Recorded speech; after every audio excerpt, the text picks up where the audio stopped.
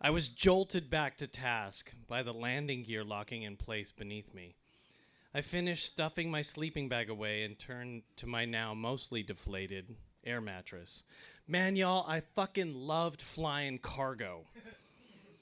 You can keep your seats with your inches of legroom. I was full on, laid out, flat on my back, with hot and cold running Ambien for the duration of the flight. It was fucking delicious.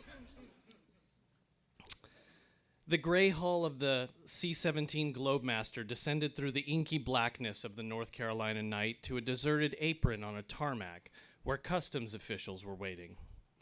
Even at 2 a.m. on a random weeknight, the folks from customs were chipper and professional. As dawn approached, I was herded to the Bluebird buses, almost never painted blue, somehow. We each had our own seat, and there were never more than 100 special operations guys in any given location. None of us spoke. Perhaps it was the dawn that held our tongues. Perhaps the grueling 27-hour flight back home that we took. For me, it was looking out the bus windows at a landscape so familiar, yet eerily foreign as well. But at this point, home was where my ruck rested, for however long that would be. 31 states, 8 other countries, 11 deployments, never home. Like anyone in the early aughts, I saw news footage of units coming home to parades or families rushing into formations for their loved ones, or a dock full of screaming family members waving at their heroes in their dress whites. 11 homecomings for me, and I never saw those. The wife and child at my house were always happy to see me return, but spending 9 months of every year away eroded any emotion that I would see when others returned home. It's just that in the unit, it seemed those trifles of humanity were beneath us, a coping mechanism to put pride and toughness above those pesky feelings.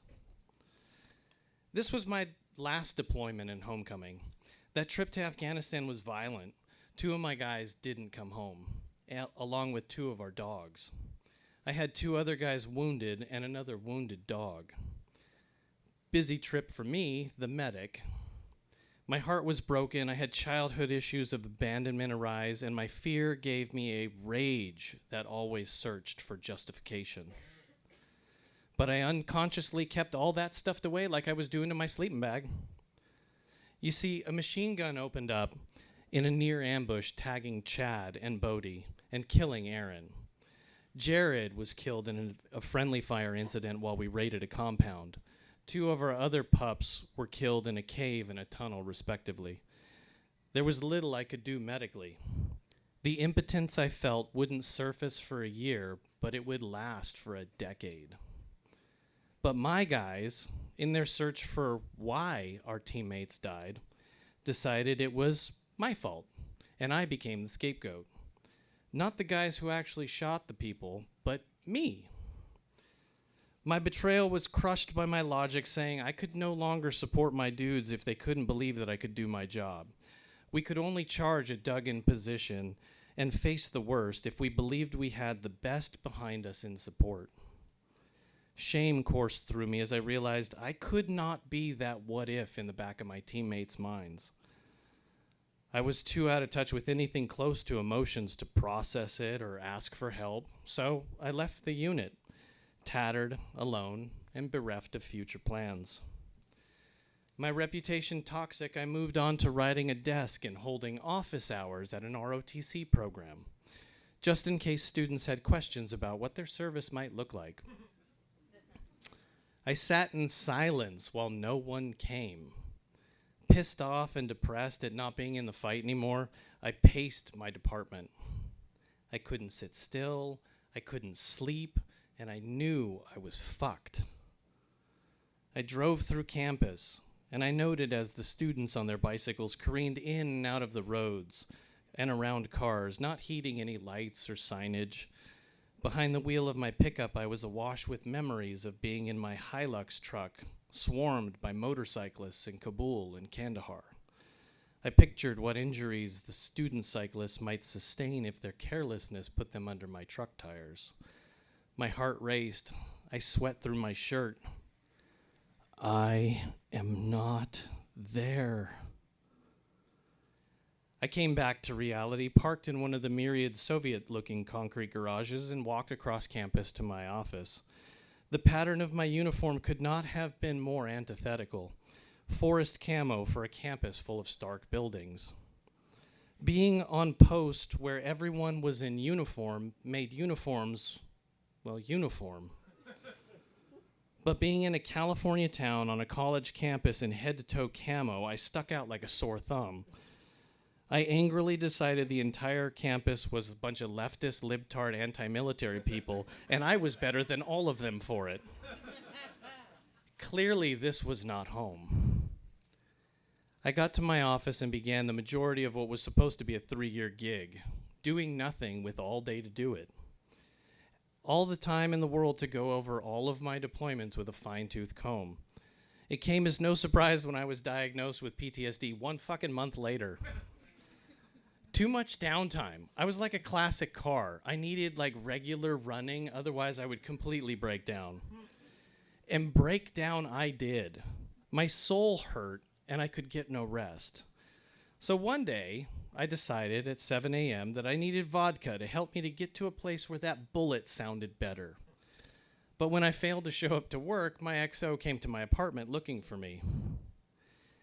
Leave, sir. I cannot do this with you here, and I don't want you to see this. No. You're getting in the van, and we're getting you some fucking help. And the mental health services in San Diego opened their waiting arms. Such is the inevitable home for most special operators I know. After 18 months in military psychiatric facilities, I was medically retired at my 20-year mark. It worked out well for me in the end. In that short stint of visiting 5 different programs, I underwent everything the military and the VA has to offer. And it ain't enough. But I did crack, then flood, sobbing with soul-shaking emotion.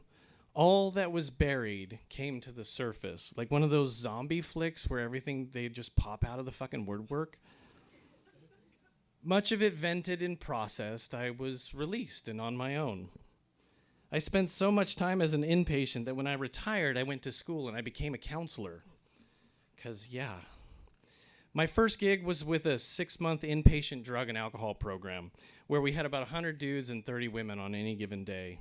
I worked there for almost 2 years and saw my same clients return for another go at sobriety.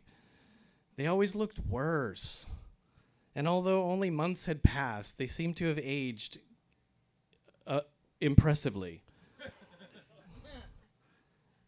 The program was for chronically homeless and chronic felons. They would graduate or leave my program, often to return back to the felons or homelessness they had previously experienced. I felt useless and impotent again. I spent my first career in an industry with a 0% failure rate for tolerance for failure.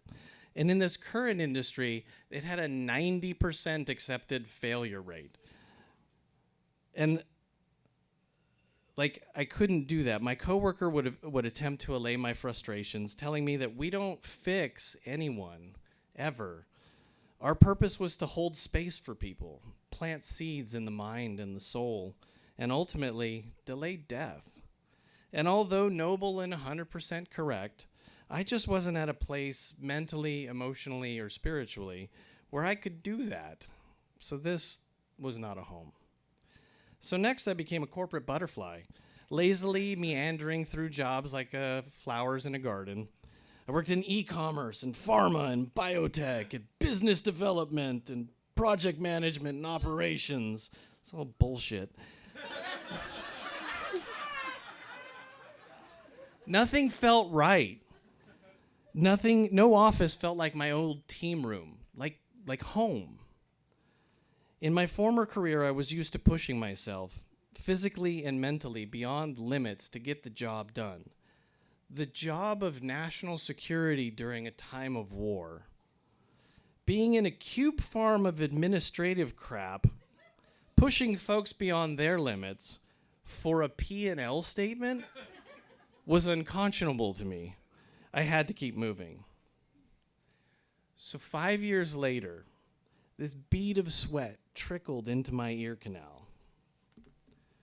I wanted so badly to shake it out and grab a Q-tip, but at the time, I was holding a 6'4", 240-pound man in my lap as he sobbed like a baby.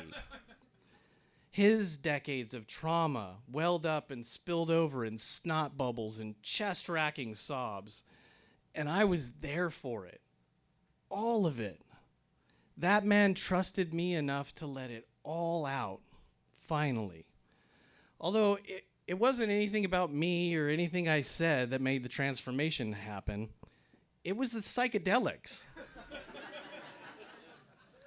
It was the safety to be vulnerable, to the realization he wasn't alone, the love and acceptance that he received from the rest of the group, and the 1,200 milligrams of Ibogaine. You see, a buddy called me and asked if I wanted to be part of a Stanford study on psychedelics and PTSD a few years ago. I had done almost a decade of different therapy types, but I was still incredibly depressed and angry, so I jumped at the idea. And then the traffic of the highway blended with the ocean waves in my ears as I stood around 5 brothers, soon to be deeper brothers. The firelight danced across our faces as we were given the first of our 4 pills. Here we go. There's the other pills, the eye mask, and then it's off to the races. The next 19 hours of active tripping were a mix of random pictures and weird black and white geometry. See, Ibogaine is an extremely powerful medicine that has some incredible healing abilities.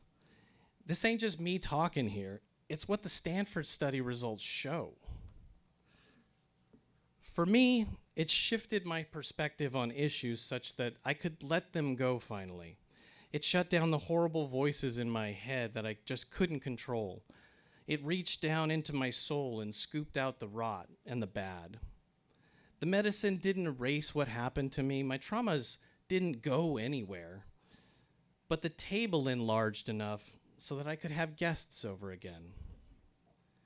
My mind quiet, I relaxed. Like my soul finally relaxed. I found my home within me. And that was the objective that I was hunting all along. Like fucking Dorothy, I always had the ability to go home. Just survive the ordeal and click the damn heels together.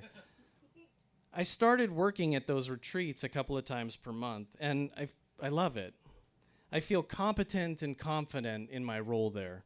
I'm amazed at how my resume lines up with my counseling skill set. The 5-day program gives mostly special operators the opportunity to get past those mental health issues that other therapies won't penetrate. A brother recently told me that he thought I was just some anti-corporate hippie dude that liked to get high in the desert. Then he went to the desert with me. And I helped him open his eyes. Now he thinks that those desert trips should be an annual thing, you know, just for maintenance. It took 17 years or longer to heal with most of those guys from back then. Though I missed out on their big milestones, marriage, kids, divorce, remarriage for some fucking reason.